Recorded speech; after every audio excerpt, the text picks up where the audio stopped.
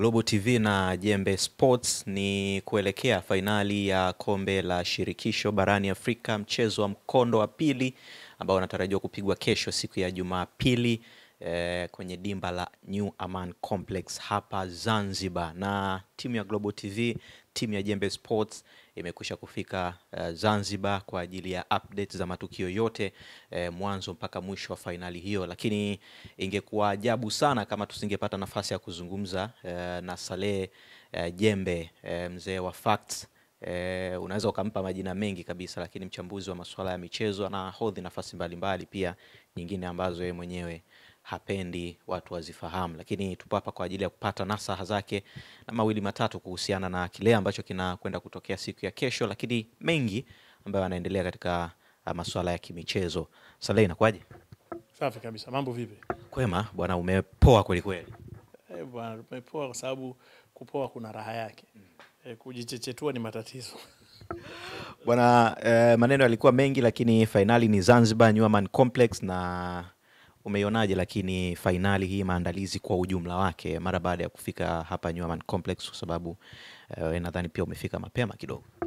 Jana nienda kutembelea Amani, nimeona maandalizi yanaenda vizuri na naona kila kitu kiko safi, na nimeona serikali ya Zanzibar imechukua hili jukumu kama sehemu ya Tanzania.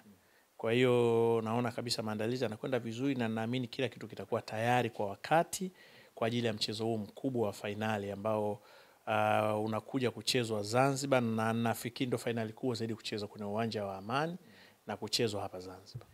Ni finali kubwa Amani, lakini Zanzibar. Technically sasa tuende kwenye masuala ya kiufundi. Tutarajie mchezo wa aina gani mara baada ya kuona taswira ya mchezo wa kwanza kule uwanja wa Manispaa ya Berkane, Morocco? Kwanza tuamini utakuwa ni mchezo mgumu. Mchezo ambao unakutanisha timu mbili zenye kaliba tofauti sana. Kwa maana ya timu moja ikiwa ni timu yenye wachezaji wengi waliokusanywa wenye uwezo, wachezaji ambao wamepatikana niseme kwa ile maso kubwa ya kifedha, wamejumlishwa pamoja na wana kila aina ya muonekano tofauti, kwa sababu ni mabingwa wa Morocco wakiwa na mechi nyingi mkononi.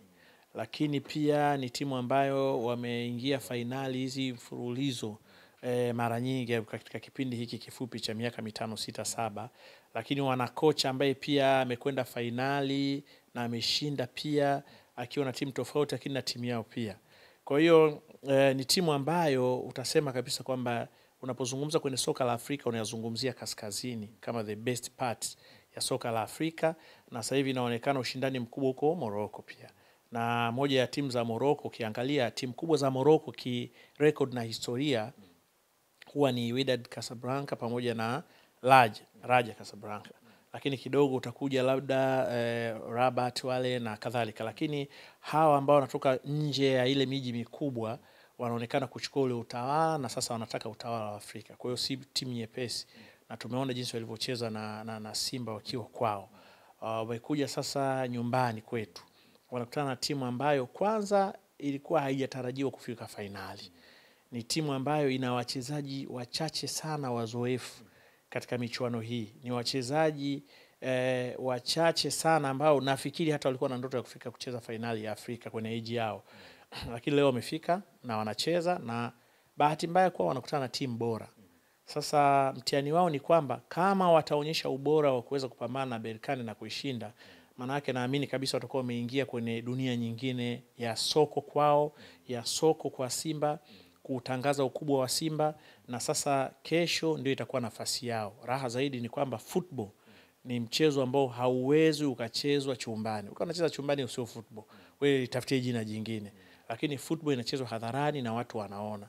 So ni kazi kwao kuprove hadharani, na football ilivyo, kama utashindwa kufanya vizuri kwenye misingi yake, hata ukiwa kwenu unaweza ukaadhibiwa pia.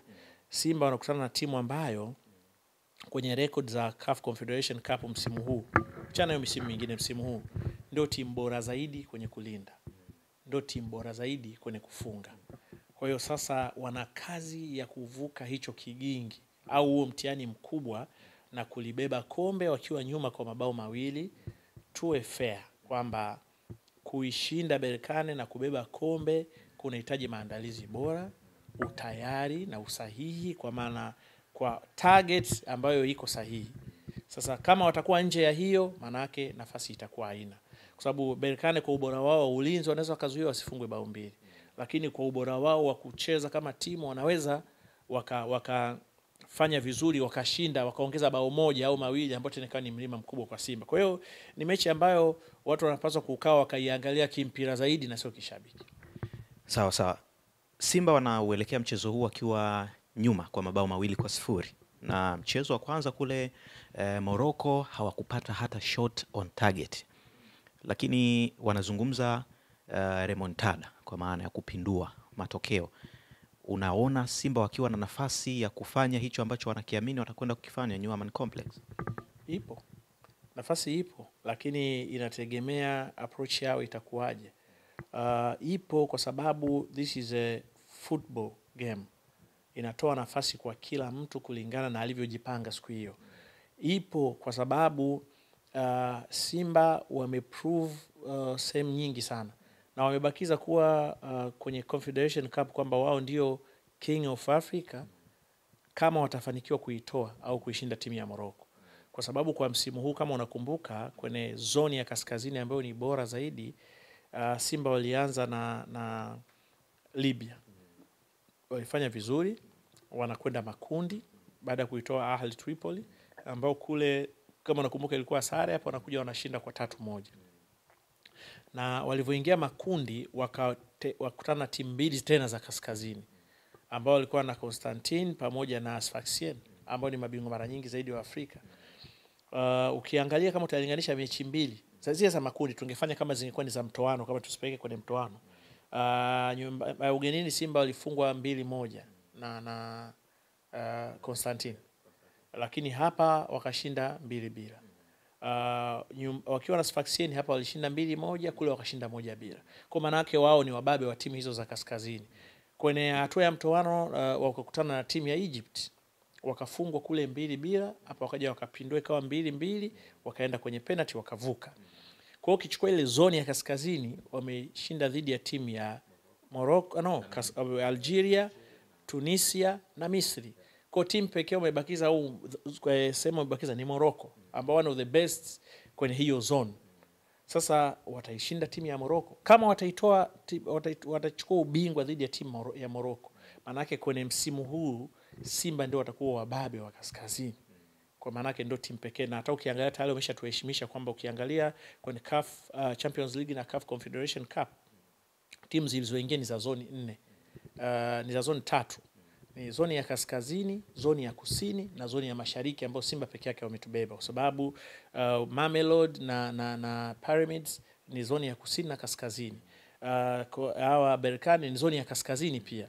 Afu Simba ndio ameingia kutuwakilisha sisi kwenye Eastern. Kwa hiyo tayari wameshatupa hiyo heshima ambayo tunapaswa pia kuwaheshimu, lakini wana kazi kubwa ya kupita dhidi ya timu nyingine bora kutoka zoni ya kaskazini. Kwa hiyo ni mechi ambayo itakuwa ina mambo mengi sana, na wachezaji wa Simba licha ya kwamba nilikwambia ni wachezaji wengi wadogo, si wakomavu kwenye hii michuano ya kimataifa, lakini wametuprove kwingi kwamba wangeweza kufanya. Mimi ninaamini bado wana nafasi ya kufanya, lakini wanahitaji utulivu, wanahitaji ukomavu, wanahitaji kuamini kwamba hata hivyo wanapokwenda kucheza, unaweza ukashangaa Berkane wakaanza kutangulia tena. So wanauvuka vipi huu mlima? Wanafanya nini? Concentration yao iwe kubwa kwa maana ya kulinda, concentration yao kubwa kwenye finishing, kwa sababu ukiangalia Simba kutengeneza nafasi, especially wanapokuwa wanacheza nyumbani, sio issue. Unakumbuka wakati Simba imefuzu kwenda finali, watu walikuwa wanalalamika tunapelekwa Amani, hatuna bahati napo, lakini mimi nilikuwa nikisema Simba wamevuka kwenda finali kupitia Amani Stadium.